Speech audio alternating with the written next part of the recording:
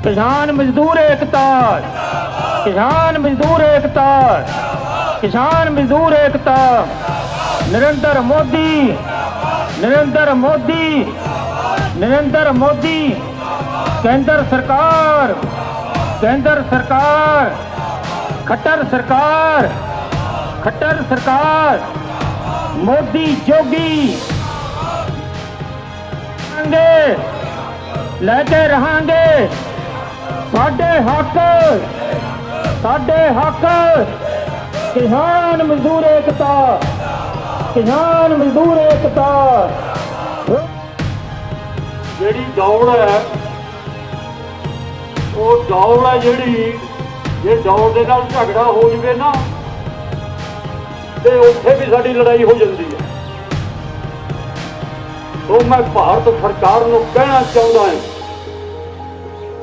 ਆ ਗੱਲ ਸੁਣ ਲੈ ਉਲਟੀ ਖੋਪਰੀ, ਪਿੱਛਾਂ ਦਾ ਕਿਸਾਨਾਂ ਨੇ ਹਟਣਾ ਨਹੀਂ।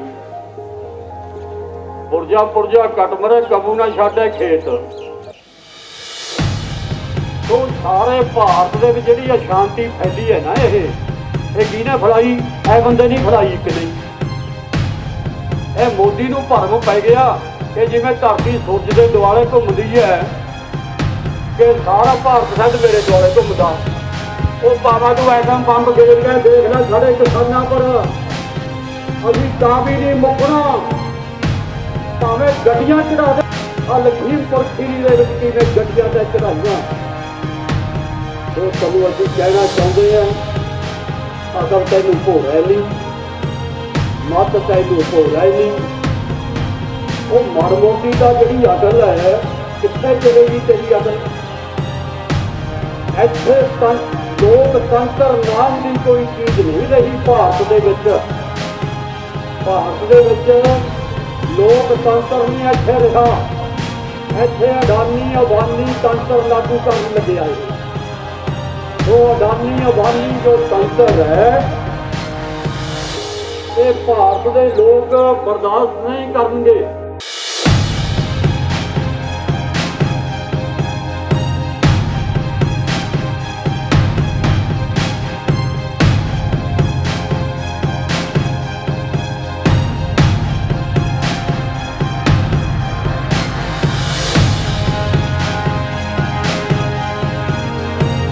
ਪਿਛਲੇ ਲੰਮੇ ਸਮੇਂ ਤੋਂ ਕਿਸਾਨੀ ਹਿੱਤਾਂ ਦੇ ਲਈ ਲੜਦੀ ਵੱਖ-ਵੱਖ ਕਿਸਾਨ ਯੂਨੀਅਨਾਂ ਦੁਆਰਾ ਅੱਜ ਪੂਰੇ ਦੇਸ਼ ਭਰ ਦੇ ਵਿੱਚ ਰੇਲ ਰੋਕੋ ਅੰਦੋਲਨ ਇੱਕ ਵਾਰ ਫਿਰ ਤੋਂ ਸ਼ੁਰੂ ਕੀਤਾ ਨਜ਼ਰ ਆ ਰਿਹਾ ਹੈ ਤੇ ਅੱਜ 9 ਵਜੇ ਤੋਂ ਲੈ ਕੇ 4 ਵਜੇ ਤੱਕ ਦੀ ਕਾਲ ਹੈ ਜਿਹੜੀ ਵੱਖ-ਵੱਖ ਜਥੇਬੰਦੀਆਂ ਦੁਆਰਾ ਦਿੱਤੀ ਗਈ ਹੈ, ਜਿਸ ਨੂੰ ਲੈ ਕੇ ਕੁਰਾਲੀ ਦੇ ਰੇਲਵੇ ਸਟੇਸ਼ਨ ਦੇ ਉੱਤੇ ਵੀ ਜਥੇਬੰਦੀਆਂ ਦੇ ਆਗੂ ਪਹੁੰਚਣੇ ਸ਼ੁਰੂ ਹੋ ਚੁੱਕੇ ਨੇ। ਸੋ ਗੱਲਬਾਤ ਕਰਦੇ ਹਾਂ ਆਏ ਹੋਏ ਆਗੂਆਂ ਦੇ ਨਾਲ ਕਿ ਕੀ ਕਹਿਣਾ ਚਾਹੁੰਦੇ ਨੇ ਤੇ ਕਿੰਨੇ ਸਮੇਂ ਲਈ ਇਹ ਜਿਹੜੀ ਕਾਲ ਹੈ ਦਿੱਤੀ ਗਈ ਹੈ ਤੇ ਇਸ ਤੋਂ ਬਾਅਦ ਅੱਗੇ ਦੀ ਰਣਨੀਤੀ ਕੀ ਅਪਣਾਈ ਜਾਏਗੀ। ਦੇ ਵਿੱਚ ਸਾਡੇ ਕਿਸਾਨਾਂ ਦੇ ਉੱਤੇ ਗੱਡੀਆਂ ਚੜਾਈਆਂ। ਸੋ ਮੈਂ ਇਹ ਕਹਿਣਾ ਚਾਹੁੰਦਾ ਭਾਰਤ ਸਰਕਾਰ ਨੂੰ, ਗੱਡੀਆਂ ਚੜਾ ਕੇ ਤਾਂ ਪਹਿਲਾਂ ਵੀ ਸਾਡੇ ਵੱਡਿਆਂ ਤੇ ਬੜੀਆਂ ਗੱਡੀਆਂ ਦੇ ਥੱਲੇ ਲਤਾੜੇ ਗਏ। ਅਸੀਂ ਗੱਡੀਆਂ ਦੇ ਥੱਲੇ ਅਸੀਂ ਮੁੱਕਣ ਵਾਲੇ ਨਹੀਂ, ਸਾਨੂੰ ਜਿੰਨਾ ਮਰਜ਼ੀ ਲਤਾੜ ਲਓ। ਮੈਂ ਮੋਦੀ ਸਰਕਾਰ ਨੂੰ ਕਹਿਣਾ ਚਾਹੁੰਦਾ ਹਾਂ ਕਿ ਹੁਣ ਹੋਰ ਤਾਂ ਸਭ ਕੁਝ ਦੇਖ ਲਿਆ, ਤੂੰ ਐਟਮ ਬੰਬ ਗੇਰ ਕੇ ਦੇਖ ਸਾਡੇ ਪਰ। ਤੂੰ ਸਾਡੇ ਕਿਸਾਨਾਂ ਪਰ ਜੇ ਐਟਮ ਬੰਬ ਵੀ ਗੇਰ ਦਵੇਂ ਅਸੀਂ ਤਾਂ ਵੀ ਮੁੱਕਣ ਵਾਲੇ ਨਹੀਂ। ਰੇਸ਼ਮ ਜੀ, ਜਿਹੜਾ ਤੁਸੀਂ ਅੱਜ ਕੁਰਾਲੀ ਰੇਲਵੇ ਸਟੇਸ਼ਨ ਤੇ ਧਰਨਾ ਲਾਇਆ ਹੋਇਆ ਉਹਦੇ ਬਾਰੇ ਜਾਣਕਾਰੀ ਦਿਓਗੇ? ਹਾਂਜੀ, ਅੱਜ ਜਿਹੜਾ ਸੰਯੁਕਤ ਮੋਰਚੇ ਦੀ ਕਾਲ ਆਈ ਸੀ ਸਾਨੂੰ 18 ਤਰੀਕ ਨੂੰ 10 ਤੋਂ ਲੈ ਕੇ 4 ਵਜੇ ਤੱਕ, ਜੋ ਯੂਪੀ ਦੇ ਵਿੱਚ ਸਾਡੇ ਕਿਸਾਨਾਂ ਉੱਤੇ ਜੋ ਬੀਜੇਪੀ ਦੇ ਉਸ ਕੇਂਦਰੀ ਮੰਤਰੀ ਦੇ ਬੇਟੇ ਵੱਲੋਂ ਜੋ ਅਤਿਆਚਾਰ ਕੀਤਾ ਗਿਆ, ਉਹਨਾਂ ਦੀ ਬੜੀ ਨਿਰਦਤਾ ਦੇ ਨਾਲ ਹੱਤਿਆ ਕੀਤੀ ਗਈ ਹੈ, ਉਸ ਦੇ ਰੋਸ ਦੇ ਵਜੋਂ ਅੱਜ ਜਿਹੜਾ ਸੰਯੁਕਤ ਮੋਰਚੇ ਦੀ ਕਾਲ ਸੀ ਪੰਜਾਬ ਦੇ ਵਿੱਚ ਕਿਆ ਹਰਿਆਣੇ ਦੇ ਵਿੱਚ ਵੀ ਜਿੱਥੇ ਜਿੱਥੇ ਵੀ ਸੀ। ਸੋ ਅੱਜ ਅਸੀਂ ਉਸ 'ਤੇ ਪਹਿਰਾ ਦਿੰਦੇ ਹੋਏ ਕੁਰਾਲੀ ਰੇਲਵੇ ਸਟੇਸ਼ਨ 'ਤੇ ਇਹ ਜੋ 10 ਤੋਂ 4 ਦੀ ਕਾਲ ਸੀ ਅਸੀਂ ਇੱਥੇ ਡਟੇ ਬੈਠੇ ਹਾਂ ਜੀ। ਇਸ ਤੋਂ ਬਾਅਦ ਅੱਗੇ ਦੀ ਕੀ ਰਣਨੀਤੀ ਹੈ ਜੀ? ਦੇਖੋ ਜੀ, ਅੱਗੇ ਦੀ ਰਣਨੀਤੀ 'ਚ ਮੇਰੇ ਖਿਆਲ 'ਚ 1-2 ਦਿਨ 'ਚ ਵਿੱਚ ਸੰਯੁਕਤ ਮੋਰਚੇ ਦੀ ਮੀਟਿੰਗ ਹੈ। ਅਗਲੇਰੀ ਵੀ ਉਹ ਕੋਈ ਵੱਡਾ ਐਕਸ਼ਨ ਵੀ ਸੋਚ ਰਹੇ ਲੈਣ ਵਾਸਤੇ। ਜੇ ਸਰਕਾਰ ਆਪਣੀਆਂ ਮਤਲਬ ਜਿਹੜੀ ਸਰਕਾਰ ਦੀ ਕੁਝ ਹੀ ਨੀਤੀਆਂ ਦੇ ਵਿੱਚ ਸਰਕਾਰ ਆ ਰਹੀ ਹੈ, ਚਾਹੇ ਅੱਜ ਉੱਥੇ ਕਿਸੇ ਤਰੀਕੇ ਨਾਲ ਧਾਰਮਿਕ ਰੰਗ ਦੇ ਰਹੀ ਹੈ, ਜਿਸ ਤਰ੍ਹਾਂ ਤੁਸੀਂ ਦੇਖਿਆ ਜੋ ਬੇਅਦਬੀ ਕਰਵਾਈ ਸਰਕਾਰ ਨੇ ਉੱਥੇ, ਇਸ ਤਰ੍ਹਾਂ ਸਰਕਾਰ ਬੜੀਆਂ ਉੱਥੇ ਹਰਕਤਾਂ ਕਰ ਰਹੀ ਹੈ। ਮੇਰੇ ਖਿਆਲ ਨੀਚ ਉਤੇ ਹਰਕਤਾਂ ਤੇ ਸਰਕਾਰ ਉਤਰ ਆਈ ਹੈ। ਸੋ ਸੰਯੁਕਤ ਮੋਰਚਾ ਵੀ ਮੇਰੇ ਖਿਆਲ ਜਲਦੀ ਆਪਦੀ ਮੀਟਿੰਗ ਕਰਕੇ ਮੇਰੇ ਖਿਆਲ 'ਚ ਇਸ ਹਫ਼ਤੇ ਵਿੱਚ ਮੀਟਿੰਗ ਹੋਵੇਗੀ, ਉਸ ਤੋਂ ਮੈਨੂੰ ਲੱਗਦਾ ਵੀ ਕੋਈ ਵੱਡਾ ਸੰਘਰਸ਼ ਲਿਖੇਗਾ ਆਉਣ ਵਾਲੇ ਸਮੇਂ ਦੇ ਵਿੱਚ। ਜੀ ਨਿਹੰਗ ਸਿੰਘਾਂ ਵੱਲੋਂ ਲੋਕਾਂ ਨੂੰ ਅਪੀਲ ਕੀਤੀ ਗਈ ਹੈ ਵੀ ਉਹ ਕਹਿ ਰਹੇ ਲੋਕਾਂ ਨੂੰ ਪੁੱਛ ਰਹੇ ਆ ਵੀ ਉੱਥੇ ਧਰਨੇ ਤੇ ਉਹਨਾਂ ਨੂੰ ਬੈਠਣਾ ਚਾਹੀਦਾ ਜਾਂ ਨਹੀਂ ਬੈਠਣਾ ਚਾਹੀਦਾ, ਤੁਹਾਨੂੰ ਕੀ ਲੱਗਦਾ ਉਹਨਾਂ ਨੂੰ ਧਰਨੇ ਵਿੱਚ ਸ਼ਮੂਲੀਅਤ ਕਰਨੀ ਚਾਹੀਦੀ ਹੈ ਜਾਂ ਨਹੀਂ ਕਰਨੀ ਚਾਹੀਦੀ? ਦੇਖੋ ਜੀ, ਨਿਹੰਗ ਸਿੰਘ ਗੁਰੂ ਕੀਆਂ ਲਾਡਲੀਆਂ ਫੌਜਾਂ ਹੈ ਤੇ ਬੜੇ ਹੀ ਅਨੁਸ਼ਾਸਨ ਦੇ ਨਾਲ, ਡਿਸਪਲਿਨ ਦੇ ਨਾਲ ਸ਼ੁਰੂ ਤੋਂ ਤਕਰੀਬਨ ਇਹ ਲਗਾਤਾਰ ਬੈਠੀਆਂ ਉੱਥੇ ਧਰਨੇ ਦੇ ਵਿੱਚ। ਸ਼ਮੂਲੀਅਤ ਕਿਹਾ ਜੀ, ਉਹਨਾਂ ਦਾ ਹੱਕ ਬਣਦਾ। ਉਹਨਾਂ ਦੇ ਵਿੱਚ ਕਈ ਕਿਸਾਨ ਹੈ ਜਿਹੜੇ ਆਪਣੀ ਠੀਕ ਹੈ ਪਹਿਰਾਵਾ ਦੂਜਾ ਪਾਉਣੇ, ਲੇਕਿਨ ਕਿਸਾਨੀ ਨਾਲ ਸੰਬੰਧਿਤ ਹੈ, ਕੋਈ ਕਿਸੇ ਤਰੀਕੇ ਨਾਲ ਵੀ ਕਿਰਤ ਵੀ ਕਰਦਾ, ਉਹਨਾਂ ਦੇ ਵਿੱਚ ਉਹ ਵੀ ਸੰਬੰਧਿਤ ਮੈਂ ਦੇਖੇ ਆ। ਤੇ ਜੇ ਅੱਜ ਕੋਈ ਇੰਸੀਡੈਂਟ ਵਰਤਿਆ ਹੈ, ਕਿਉਂਕਿ ਠੀਕ ਹੈ ਦੇਖੋ ਇਹਦੇ ਪਿੱਛੇ ਜੇ ਆਪਾਂ ਜਾਊਂਗੇ ਪੰਜਾਬ ਦੇ ਵਿੱਚ ਜਿਹੜਾ ਪਿਛਲੇ 6 ਸਾਲਾਂ ਦੇ ਵਿੱਚ ਜੋ ਹੋਇਆ ਹੈ, ਗੁਰੂ ਸਾਹਿਬ ਦਾ ਨਰਾਦਰ ਹੋਇਆ, ਅੱਜ ਇੱਕ ਬੱਚੇ ਦੇ ਮਨ 'ਚ ਐਸਾ ਰੋਸ ਹੈ ਵੀ ਸਰਕਾਰਾਂ ਉਹ ਇਨਸਾਫ ਦੇਣੇ ਤੋਂ ਸਮਰਥ ਨਹੀਂ ਰਹੀਆਂ। ਕਿਉਂਕਿ ਜੇ ਸਰਕਾਰਾਂ ਉਹਨਾਂ ਦਾ ਹੁਣ ਤੱਕ ਇਨਸਾਫ ਦਿੱਤਾ ਹੁੰਦਾ ਸਰਕਾਰ ਵੱਲੋਂ, ਸ਼ਾਇਦ ਇਹ ਇੰਸੀਡੈਂਟ ਨਾ ਵਰਤਾ।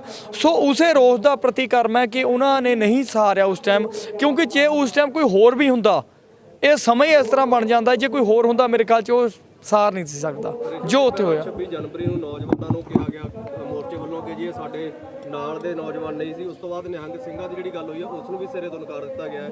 ਲੱਗਦਾ ਨਹੀਂ ਕਿ ਇੱਕ ਤੋਂ ਬਾਅਦ ਇੱਕ ਕੜੀ ਹੈ ਜਿਹੜੀ ਉਹ ਟੁੱਟਦੀ ਨਜ਼ਰ ਆ ਰਹੀ ਹੈ ਉਹ ਤੋਂ? ਨਹੀਂ, ਦੇਖੋ ਪਤਾ ਕੀ ਗੱਲ ਹੈ, ਕਾਰਨ ਇਸ ਤਰ੍ਹਾਂ ਹੋ ਜਾਂਦਾ, ਜਿਹੜਾ ਮੋਰਚਾ ਹੈ ਜੀ ਉਹ ਹੈ ਸੰਯੁਕਤ ਮੋਰਚਾ, ਜਿੱਥੇ ਦੂਜੀਆਂ ਜੋ ਸਟੇਟ ਹੈ, ਜਿਹੜਾ ਅਦਰ ਸਟੇਟ ਹੈ, ਉਹਨਾਂ ਦੇ ਵੀ ਕਿਸਾਨ ਨੇਤਾ ਹੈ, ਉਹਨਾਂ ਦੀਆਂ ਯੂਨੀਅਨਾਂ ਉੱਥੇ ਸਮਰਥਨ ਦੇ ਰਹੀਆਂ, ਤੇ ਜਿਹੜਾ ਉੱਥੋਂ ਫੈਸਲਾ ਹੁੰਦਾ ਹੈ ਉਹ ਇੱਕ ਏਕੇ ਦੇ ਨਾਲ ਹੁੰਦਾ ਹੈ। ਤੇ ਜਿਹੜੇ ਆਪਣੇ ਨਿਹੰਗ ਸਿੰਘ ਵੀਰ ਹੈ ਉਹ ਸਟੇਜ ਤੋਂ ਪਿੱਛੇ ਬੈਠੇ ਹੈ, ਉਹਨਾਂ ਉੱਥੇ ਲਹਿਦਾ ਉਹ ਸਮਰਥਨ ਦੇ ਰਹੇ ਹੈ, ਲੇਕਿਨ ਉਹ ਆਪ ਦੀ ਕਿਰਿਆ ਕਰਦੇ ਜਿਸ ਤਰ੍ਹਾਂ ਵੀ ਉਹਨਾਂ ਨੇ ਉੱਥੇ ਗੁਰਬਾਣੀ ਦੇ ਜਾਪ ਹੁੰਨੇ, ਜੋ ਆਪਣਾ ਜੋ ਵੀ ਕਰਦੇ ਉਹ ਆਪਣਾ ਲਹਿਦਾ ਕਰ ਰਹੇ ਉੱਥੇ, ਲੇਕਿਨ ਉਹ ਸਮਰਥਨ ਦੇ ਰਹੇ ਹੈ। ਜੇ ਅੱਜ ਸੰਯੁਕਤ ਮੋਰਚਾ ਕੋਈ ਗੱਲ ਕਰਦਾ, ਉਹਨਾਂ ਨੂੰ ਬੜੇ ਲੈਵਲ ਤੇ ਸੋਚਣਾ ਪੈ ਰਿਹਾ। 450 ਜਥੇਬੰਦੀਆਂ ਪੂਰੇ ਦੇਸ਼ ਦੀਆਂ ਹੈ, ਇੱਥੇ ਕੋਈ ਇੱਕ ਜਥੇਬੰਦੀ ਦਾ ਗੱਲ ਨਹੀਂ ਹੈ, ਨਾ ਕੱਲੀਆਂ ਪੰਜਾਬ ਦੀਆਂ 32 ਜਥੇਬੰਦੀਆਂ ਦੀ ਗੱਲ ਹੈ, ਨਾਲ ਹਰਿਆਣੇ ਵਾਲੇ ਵੀਰ ਹੈ, ਅਤੇ ਅਲੱਗ-ਅਲੱਗ ਸੱਭਿਆਚਾਰ ਤੇ ਅਲੱਗ-ਅਲੱਗ ਤੁਹਾਨੂੰ ਪਤਾ ਜਾਤਾਂ ਫਿਰਕਾਂ ਉੱਥੇ ਸਾਰਾ ਸੰਬੰਧਿਤ ਹੋ ਕੇ ਚੱਲ ਰਿਹਾ। ਤਾਂ ਕਰਕੇ ਇਸ ਵਾਸਤੇ ਜਿਸ ਤਰ੍ਹਾਂ ਤੁਸੀਂ ਵੱਡੀਆਂ ਦੀ ਗੱਲ ਕੀਤੀ ਜਾ ਰਹੀ ਹੈ, ਮੌਕੇ ਦੇ ਉੱਤੇ ਜਾ ਕੇ ਜਥੇਬੰਦੀਆਂ ਫੈਸਲੇ ਚੇਂਜ ਕਰ ਲੈਂਦੀਆਂ ਨੇ, ਗਰਾਊਂਡ ਲੈਵਲ ਤੇ ਕਿੰਨਾ ਕੁ ਫਰਕ ਪੈਂਦਾ ਹੈ ਜੀ? ਨਹੀਂ ਦੇਖੋ, ਅਸੀਂ ਉਹਨਾਂ ਨੂੰ ਇਹ ਗੱਲ ਆਖੀ, ਵੈਸੇ ਬਹੁਤਾ ਫਰਕ ਪੈਂਦਾ ਨਹੀਂ ਜੀ, ਕਿਉਂਕਿ ਜਿਹੜਾ ਉਹਨਾਂ ਨੇ ਹੁਣੇ ਦੁਸਹਿਰੇ ਦਾ ਚੇਂਜ ਕੀਤਾ ਹੈ, ਉਦੋਂ ਗੱਲ ਆਈ ਵੀ ਉਹਨਾਂ ਨੇ ਥੋੜ੍ਹਾ ਜਿਹਾ ਪਹਿਲਾਂ ਹੀ ਸੋਚਣਾ ਚਾਹੀਦਾ ਸੀ। ਜਦੋਂ ਹਿੰਦੂ ਵੀਰਾਂ ਨੇ ਉੱਥੇ ਵਿੱਚ ਜਥੇਬੰਦੀਆਂ ਨੇ ਗੱਲ ਰੱਖੀ ਵੀ ਸਾਡਾ ਇਹ ਦੂਜਾ ਧਾਰਮਿਕ ਹੈ, ਉਸ ਦਿਨ ਦੁਸਹਿਰਾ ਅਸੀਂ ਸ਼ੁਰੂ ਤੋਂ ਮਨਾਉਂਦੇ ਆ ਰਹੇ ਹਾਂ, ਸੋ ਉਹਨਾਂ ਨੇ ਜਦੋਂ ਚੇਂਜ ਕੀਤਾ 16 ਕਰਤੀ ਆਪਣੀ ਵਧੀਆ ਉਹਦੇ ਸਿਸਟਮ ਦੇ ਨਾਲ। ਅਸੀਂ ਉਹਨਾਂ ਨੂੰ ਅਪੀਲ ਕੀਤੀ ਵੀ ਅੱਗੇ ਵਾਸਤੇ ਇਸ ਤਰ੍ਹਾਂ ਨਹੀਂ ਹੋਣਾ ਚਾਹੀਦਾ, ਵੀ ਜਦੋਂ ਕੋਈ ਕਾਲ ਹੁੰਦੀ ਹੈ ਤੁਸੀਂ ਪਹਿਲਾਂ ਹੀ ਵਿਚਾਰ ਕਰਕੇ ਉਹਨੂੰ ਇਸ ਢੰਗ ਨਾਲ ਦਿਓ ਵੀ ਆਪਾਂ ਨੂੰ ਫਿਰ ਚੇਂਜ ਨਾ ਕਰਨੀ ਪਵੇ ਕੋਈ ਵੀ। ਅਸੀਂ ਬੇਨਤੀ ਕੀਤੀ ਆ, ਅਸੀਂ ਵੀ ਚਾਹੁੰਦੇ ਵੀ ਉਹਨਾਂ ਵੱਲੋਂ ਇਸ ਤਰ੍ਹਾਂ ਦੀ ਕਾਰਵਾਈ ਨਾ ਹੋਵੇ, ਕਿਉਂਕਿ ਜਦੋਂ ਚੇਂਜ ਹੋ ਜਾਂਦੀ ਆਟੋਮੈਟਿਕ ਫਿਰ ਕਈ ਵਾਰ ਦੁਬਿਧਾ ਜ਼ਰੂਰ ਹੋ ਜਾਂਦੀ ਹੈ। ਜੀ ਤੁਸੀਂ ਅੱਜ ਕੁਰਾਲੀ ਰੇਲਵੇ ਸਟੇਸ਼ਨ ਤੇ ਜਿਹੜੀ ਟ੍ਰੇਨ ਮੁਹਿੰਮ ਤਹਿਤ ਅੱਜ ਟ੍ਰੇਨ ਰੁਕੀਆਂ ਹੋਈਆਂ, ਸਰ ਕੀ ਕਹਿਣਾ ਚਾਹੁੰਦੇ ਹੋ? ਸਾਨੂੰ ਸੰਯੁਕਤ ਮੋਰਚੇ ਦੀ ਕਾਲ ਆਈ ਸੀ ਤੇ ਦਿੱਲੀ ਤੋਂ ਕਿ 18 ਤਰੀਕ ਨੂੰ 10 ਵਜੇ ਤੋਂ ਲੈ ਕੇ 4 ਵਜੇ ਤੱਕ ਜਿਹੜੀਆਂ ਰੇਲਾਂ ਨੇ ਇਹ ਰੋਕੀਆਂ ਜਾਣੀਆਂ ਨੇ। ਸੋ ਅਸੀਂ ਲੋਕ ਹਿੱਤ ਮਿਸ਼ਨ ਦੀ ਪੂਰੀ ਟੀਮ ਨੇ ਤੇ ਇਲਾਕਾ ਨਿਵਾਸੀਆਂ ਨੇ ਇਕੱਤਰਤ ਹੋ ਕੇ 10 ਵਜੇ ਤੋਂ ਲੈ ਕੇ ਜਾਮ ਲਾਤਿਆ ਇੱਥੇ। ਸੋ ਇਹ ਕਹਿੰਦੇ ਸੀ ਕਿ 10 ਵਜੇ ਵਾਲੀ ਰੇਲ ਸਾਡੀ ਲੰਘ ਜਾਣ ਦਿਓ। ਅਸੀਂ ਕਿਹਾ ਨਹੀਂ, ਅਸੀਂ ਸਮਝੌਤਾ ਨਹੀਂ ਕਰਾਂਗੇ, ਭਾਵੇਂ ਸਾਡੇ ਉੱਤੇ ਦੀ ਕੱਢ ਦਿਓ। ਫਿਰ ਇਹਨਾਂ ਨੇ ਫਟਾਫਟ ਫੋਟੋ ਉਤਾਰੀਆਂ ਤੇ ਫੋਟੋਆਂ ਉਤਾਰ ਕੇ ਉੱਪਰ ਭੇਜੀਆਂ ਕਿ ਰੇਲ ਨਾ ਭੇਜੀ ਜਾਵੇ। ਅਸੀਂ ਕਿਹਾ ਵੀ ਲੰਘਣ ਨਹੀਂ ਦੇਣੀ ਹੈਗੀ, ਭਾਵੇਂ 10 ਵਾਲੀ ਆ ਭਾਵੇਂ 12 ਵਾਲੀ ਆ, 4 ਵਜੇ ਤੱਕ ਕੋਈ ਵੀ ਰੇਲ ਨਹੀਂ ਲੰਘਣ ਦੇਵਾਂਗੇ ਅਸੀਂ। ਸੋ ਅਸੀਂ ਪੂਰੀ ਤਨਦੇਹੀ ਨਾਲ ਡਿਊਟੀ ਨਿਭਾ ਰਹੇ ਹਾਂ ਆਪਣੀ। ਜੋ ਵੀ ਕਾਲ ਸੰਯੁਕਤ ਮੋਰਚੇ ਦੀ ਆਊਗੀ ਅਸੀਂ ਉੱਤੇ ਪਹਿਰਾ ਦਿੰਦੇ ਹਾਂ ਤੇ ਦਿੰਦੇ ਰਹਾਂਗੇ। ਤੇ ਇੱਕ ਸੰਯੁਕਤ ਮੋਰਚੇ ਨੂੰ ਬੇਨਤੀ ਵੀ ਕਰਨੀ ਚਾਹੁੰਦੇ ਅਸੀਂ ਕਿ ਤੁਸੀਂ ਜੋ ਵੀ ਪ੍ਰੋਗਰਾਮ ਇੱਕ ਵਾਰ ਦੇ ਦਿੰਦੇ ਹੋ ਉਹਨੂੰ ਦੁਬਾਰਾ ਕੈਂਸਲ ਕਰਕੇ ਦੂਜਾ ਦਿਨ ਨਾ ਦਿਆ ਕਰੋ।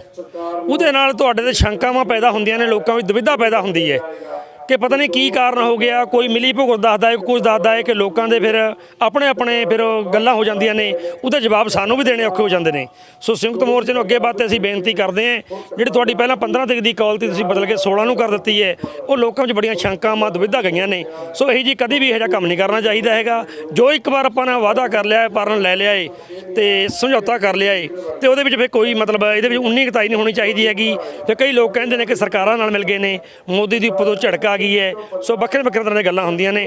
ਸੋ ਅਸੀਂ ਸੰਯੁਕਤ ਮੋਰਚਾ ਜਦੋਂ ਵੀ ਕਾਲ ਦਿੰਦਾ ਹੈ ਸਾਨੂੰ, ਅਸੀਂ ਉਹ 'ਤੇ ਪੂਰਾ ਪਹਿਰਾ ਦਿੰਦੇ ਹਾਂ ਤੇ ਦਿੰਦੇ ਰਹਾਂਗੇ। ਜੇਕਰ ਰੇਲਵੇ ਪੁਲਿਸ ਵੱਲੋਂ ਤੁਹਾਡੇ ਤੇ ਕਾਰਵਾਈ ਕੀਤੀ ਜਾਂਦੀ ਹੈ ਤਾਂ ਕੀ ਸਟੈਪ ਹੋਵੇਗਾ ਅਗਲਾ ਕਿਸਾਨ? ਦੇਖੋ ਜੀ, ਅਸੀਂ ਰੇਲਵੇ ਪੁਲਿਸ ਕੋਈ ਕਾਰਵਾਈ ਕਰਦੀ ਹੈ, ਅਸੀਂ ਤਾਂ ਦੇਖੋ ਇੱਥੇ ਤੱਕ ਚਲੇ ਗਏ ਹਾਂ ਕਿ ਅਗਰ ਜਾਨ ਵੀ ਚਲੇ ਜਾਏ ਕਿਸਾਨੀ ਸੰਘਰਸ਼ ਵਿੱਚ ਤਾਂ ਵੀ ਹੱਸ ਕੇ ਜਾਨ ਦੇ ਦਿਆਂਗੇ। ਕੋਈ ਉੱਪਰ ਦੇ ਦਿਲ ਤੋਂ ਮਨ ਤੋਂ ਗੱਲ ਨਹੀਂ ਕਰਦੇ ਹੈਗੇ। ਪਤਾ ਨਹੀਂ ਕੀ ਹੈ ਸੰਘਰਸ਼ ਨੇ ਕੀ ਪਾਤਿਆ ਲੋਕਾਂ ਦੇ ਵਿੱਚ, ਮਨਾਂ ਦੇ ਵਿੱਚ।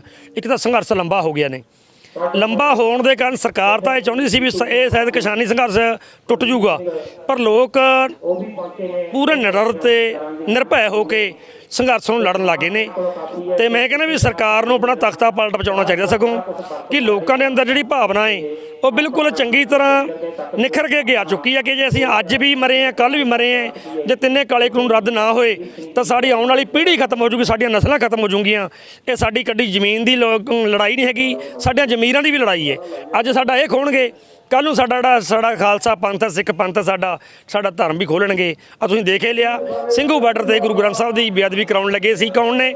ਇਹੀ ਨੇ, ਇਹਨਾਂ ਦੀਆਂ ਏਜੰਸੀਆਂ ਨੇ। ਇਹੀ ਬੰਦਿਆਂ ਨੂੰ ਪੈਸੇ ਦੇ ਕੇ ਕਰਾਉਂਦੇ ਨੇ। ਹੋਰ ਸਾਡਾ ਕਿਸੇ ਨਾਲ ਕੋਈ ਬੈਰ ਵਿਰੋਧ ਨਹੀਂ ਹੈਗਾ, ਨਾ ਹਿੰਦੂਆਂ ਨਾਲ, ਨਾ ਮੁਸਲਮਾਨਾਂ ਨਾਲ, ਸਿੱਖ ਨਾਲ, ਈਸਾਈ ਨਾਲ। ਸਾਰੇ ਧਰਮ ਇਕੱਤਰ ਨੇ। ਸੋ ਸਾਰਿਆਂ ਦਾ ਅਸੀਂ ਮਾਨ ਸਨਮਾਨ ਕਰਦੇ ਹਾਂ, ਸਾਰੇ ਧਰਮਾਂ ਦਾ। ਭਾਵੇਂ ਕਿਤੇ ਗੀਤਾ ਦੀ ਬੇਅਦਬੀ ਹੋਵੇ, ਕੁਰਾਨ ਦੀ ਹੋਵੇ, ਸੋ ਗੁਰੂ ਗ੍ਰੰਥ ਸਾਹਿਬ ਦੀ ਹੋਵੇ, ਸੋ ਸਾਰਿਆਂ ਨੂੰ ਬਰਾਬਰ ਲੈਂਦੇ ਆ। ਜਿੱਥੇ ਵੀ ਕਿਤੇ ਇਹ ਜਿਹਾ ਦੁਸ਼ਟ ਕਿਸੇ ਵੀ ਧਰਮ ਦੀ ਬੇਅਦਬੀ ਕਰੇਗਾ, ਉਹਨਾਂ ਨੂੰ ਵੀ ਸੋਧਾ ਲਾਉਣ ਵਾਸਤੇ ਕਹਿੰਦੇ ਕਿ ਸਾਨੂੰ ਕਿਸਾਨ ਜਥੇਬੰਦੀਆਂ ਨੂੰ ਇੰਨਾ ਡਰਨ ਦੀ ਲੋੜ ਨਹੀਂ ਹੈਗੀ, ਇੰਨਾ ਪਿੱਛਾ ਪੱਟਣ ਦੀ ਲੋੜ ਨਹੀਂ ਹੈਗੀ। ਸਾਨੂੰ ਬਿਲਕੁਲ ਨਿਡਰ ਹੋ ਕੇ ਮੁਕਾਬਲਾ ਕਰਨਾ ਚਾਹੀਦਾ। ਜੋ ਵੀ ਬੰਦਾ ਦੋਸ਼ੀ ਹੈ, ਜ਼ੁਲਮ ਕਰੇਗਾ, ਜ਼ੁਲਮ ਦਾ ਟਾਕਰਾ ਕਰਨਾ ਸਾਡੇ ਗੁਰੂ ਸਾਹਿਬ ਨੇ ਸਾਨੂੰ ਸਿਖਾਇਆ ਹੈ ਤੇ ਅਸੀਂ ਕਰਦੇ ਰਹਾਂਗੇ। ਅੱਗੇ ਵਾਸਤੇ ਵੀ ਚੇਤਾਵਨੀ ਦਿੰਦੇ ਹਾਂ ਅਸੀਂ ਕਿ ਜਦੋਂ ਕਿਸੇ ਵੀ ਧਰਮ 'ਤੇ ਤੁਸੀਂ ਹਮਲਾ ਕੀਤਾ, ਜ਼ਾਲਮ ਨੂੰ ਇੱਦਾਂ ਹੀ ਸੋਧਿਆ ਜਾਊਗਾ। ਸੋ ਇੰਨਾ ਹੀ ਕਹਾਂਗੇ। ਅਸੀਂ ਬਿਲਕੁਲ ਉਹਨਾਂ ਨਿੰਗ ਸੰਘਾਂ ਦੇ ਗੈਲ ਹੈ ਤੇ ਗੈਲ ਖੜੇ ਰਹਾਂਗੇ। ਵਾਹਿਗੁਰੂ ਜੀ ਕਾ ਖਾਲਸਾ, ਵਾਹਿਗੁਰੂ ਜੀ ਕੀ ਫਤਿਹ।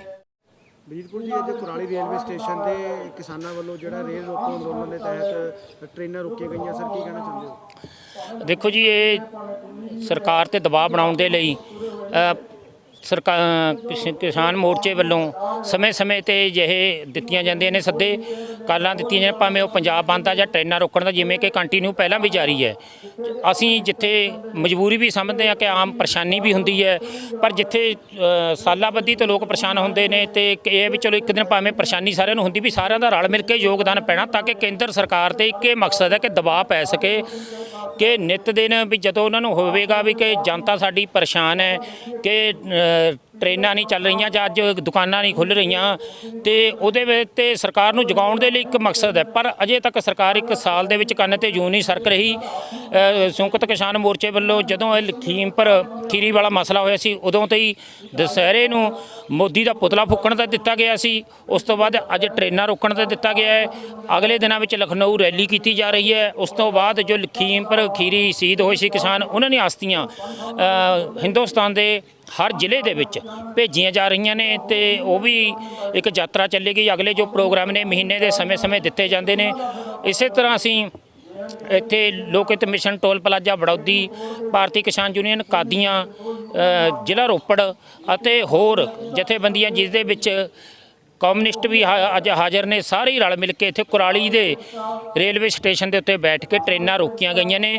ਇੱਕ ਮਕਸਦ ਹੈ ਕਿ ਆਪਣਾ ਰੋਸ ਪ੍ਰਗਟਾ ਕੇ ਉਹ ਸਰਕਾਰ ਤੱਕ ਪਹੁੰਚਾ ਕੇ ਜਗਾਇਆ ਜਾ ਸਕੇ ਜੇ ਉਹ ਸਾਡੇ ਤੇ ਮਾਰੂ ਕਾਲੇ ਕਾਨੂੰਨ ਖੇਤੀ ਵਿਰੋਧੀ ਲਾਗੂ ਕੀਤੇ ਜਾ ਰਹੇ ਨੇ ਤਾਂ ਕਿ ਉਹ ਰੱਦ ਕੀਤੇ ਜਾ ਸਕਣ। ਕਾਫੀ ਲੰਮਾ ਸਮਾਂ ਪਹਿਲਾਂ ਵੀ ਟ੍ਰੇਨਾਂ ਰੋਕੀਆਂ ਜਾ ਚੁੱਕੀਆਂ ਨੇ ਜੀ, ਕੋਈ ਰਿਜ਼ਲਟ ਨਹੀਂ ਨਿਕਲਿਆ। ਕੀ ਲੱਗਦਾ ਹੈ ਕਿ ਜਿਹੜਾ ਇੱਕ ਦਿਨ ਦਾ ਇਹ ਬੰਦ ਕੀਤਾ, ਇਹਦਾ ਕੋਈ ਫਰਕ ਲੱਗੇਗਾ? ਦੇਖੋ ਜੀ, ਲੰਮਾ ਸੰਘਰਸ਼ ਹੈ, ਸਮੇਂ-ਸਮੇਂ ਤੇ ਕਾਲ ਦਿੱਤੀ ਜਾਂਦੀ ਹੈ ਤੇ ਇੱਕ ਦਿਨ ਰੋਸ ਪ੍ਰਗਟਾਇਆ ਜਾਂਦਾ ਵੀ ਕੁਝ ਤਾਂ ਕਿ ਲੋਕਾਂ ਨੂੰ ਪਰੇਸ਼ਾਨੀ ਵੀ ਨਾ ਹੋਵੇ। ਇੱਕ ਦਿਨ ਸਾਡਾ ਰੋਸ ਵੀ ਚਲੇ ਜਾਵੇ ਤਾਂ ਕਿ ਜਦੋਂ ਥੋੜ੍ਹਾ ਛੱਡ ਕੇ ਇਸ ਤਰ੍ਹਾਂ ਲਗਾਤਾਰ ਹੋ ਰਿਹਾ ਤਾਂ ਕਿ ਇਹ ਸਰਕਾਰ ਨੇ ਸਮਝਣਾ ਹੁੰਦਾ ਹੈ ਕਿ ਹੁਣ ਲੋਕਾਂ ਨੂੰ ਪਰੇਸ਼ਾਨੀ ਹੈ। ਪਰ ਸਰਕਾਰ ਜੇਕਰ ਨਹੀਂ ਸਮਝ ਰਹੀ ਤਾਂ ਇਹ ਇੱਕ ਮਜਬੂਰੀ ਹੈ ਕਿ ਅਸੀਂ ਛੱਡ ਕੇ ਵੀ ਹੁਣ ਘਰ ਨਹੀਂ ਬੈਠ ਸਕਦੇ, ਕਿਉਂਕਿ ਸਾਡਾ ਬਚਦਾ ਹੀ ਕੁਝ ਨਹੀਂ ਹੈਗਾ, ਹੋਰ ਕੋਈ ਰਾਹ ਨਹੀਂ ਹੈਗਾ, ਕਿਉਂਕਿ ਅਸੀਂ ਸ਼ਾਂਤਮਈ ਸੰਘਰਸ਼ ਲੜ ਰਹੇ ਹਾਂ। ਨਾ ਤਾਂ ਕੋਈ ਅਜੇ ਰੋਡ ਰੋਕਣ ਦਾ, ਨਾ ਕੋਈ ਹੋਰ ਟ੍ਰੇਨਾਂ ਰੋਕਣ ਦਾ ਕੋਈ ਹੈਗਾ, ਕਿਉਂਕਿ ਜਨਤਾ ਨੂੰ ਵੀ ਪਰੇਸ਼ਾਨੀ ਨਾ ਹੋਵੇ। ਪਰ ਸਰਕਾਰ ਨੂੰ ਜਗਾਉਣ ਦੇ ਲਈ ਇੱਕ ਦਿਨ ਦੀ ਕਾਲ ਦਿੱਤੀ ਜਾਂਦੀ ਹੈ ਤਾਂ ਕਿ ਸਰਕਾਰ ਸੁਣ ਸਕੇ, ਕਿਉਂਕਿ ਜੇਕਰ ਇਹ ਬਿੱਲ ਲਾਗੂ ਹੁੰਦੇ ਨੇ ਤਾਂ ਸਾਰਾ ਹੀ ਢਾਂਚਾ, ਸਾਰੀ ਆਰਥਿਕਤਾ ਤਹਿਸ ਨਹਿਸ ਹੋ ਜਾਏਗੀ ਸਮਾਜ ਦੀ, ਤੇ ਖੇਤੀ ਜੋ ਕਿੱਤਾ ਹੈ ਇਸ ਦੇ ਨਾਲ ਹੀ ਸਾਰਾ ਕੁਝ ਆਧਾਰਿਤ ਹੈ ਜੀ। ਪੁਲਿਸ ਪ੍ਰਸ਼ਾਸਨ ਦਾ ਕਿਸ ਤਰ੍ਹਾਂ ਦਾ ਸਹਿਯੋਗ ਦੇਖਣ ਨੂੰ ਮਿਲਦਾ ਹੈ? ਕੋਈ ਪੁਲਿਸ ਪ੍ਰਸ਼ਾਸਨ ਤਾਂ ਵਧੀਆ ਹੈ ਜੀ, ਕੋਈ ਇਦਾਂ ਦੀ ਗੱਲ ਨਹੀਂ ਹੈਗੀ। ਜੋ ਕਾਲ ਆਉਂਦੀ ਹੈ ਉਹ ਕਹਿੰਦੇ ਵੀ ਸ਼ਾਂਤੀਪੂਰਵਕ ਜੋ ਤੁਸੀਂ ਕਰ ਰਹੇ ਹੋ ਠੀਕ ਹੈ ਜੀ, ਅਸੀਂ ਸਾਈਡ ਤੇ ਬੈਠੇ ਹਾਂ ਇੱਥੇ ਤੇ ਪੁਲਿਸ ਦੇ ਇੱਥੇ ਮੁਲਾਜ਼ਮ ਤੈਨਾਤ ਨੇ, ਸਾਨੂੰ ਕਿਸੇ ਤਰ੍ਹਾਂ ਦੀ ਕੋਈ ਪਰੇਸ਼ਾਨੀ ਨਹੀਂ। ਡੀਐਸਪੀ ਸਾਹਿਬ ਆ ਕੇ ਗਏ ਨੇ, ਕੀ ਵਿਚਾਰਾ ਹੋਇਆ ਜੀ? ਨਹੀਂ, ਉਹ ਆਏ ਨੇ, ਉਹਨਾਂ ਨੇ ਬਸ ਆਪਣੇ ਪ੍ਰਬੰਧਾਂ ਦਾ ਜਾਇਜ਼ਾ ਲਿਆ ਏ, ਸਾਡੇ ਨਾਲ ਕੋਈ ਉਹ ਨਹੀਂ। ਹੁਣ ਵੀ ਉਹ ਇੱਥੇ ਹੀ ਬੈਠੇ ਨੇ ਤੇ ਉਹ ਸਾਰੇ ਪ੍ਰਬੰਧ ਦੇਖ ਰਹੇ ਨੇ, ਕੋਈ ਇਹੀ ਘਟਨਾ ਨਾ ਹੋਵੇ। ਬਿਲਕੁਲ ਜੀ, ਅਸੀਂ ਨਾਲ ਸਹਿਯੋਗ ਦੇ ਰਹੇ ਹਾਂ, ਅਸੀਂ ਵੀ ਜਿੱਥੇ ਉਹ ਸਹਿਯੋਗ ਕਰ ਰਹੇ ਨੇ ਕਿ ਸ਼ਾਂਤੀਪੂਰਵਕ ਰੱਖ ਕੇ ਸਿਰਫ ਆਪਣਾ ਰੋਸ ਪ੍ਰਗਟਾਇਆ ਜਾ ਰਿਹਾ ਹੈ।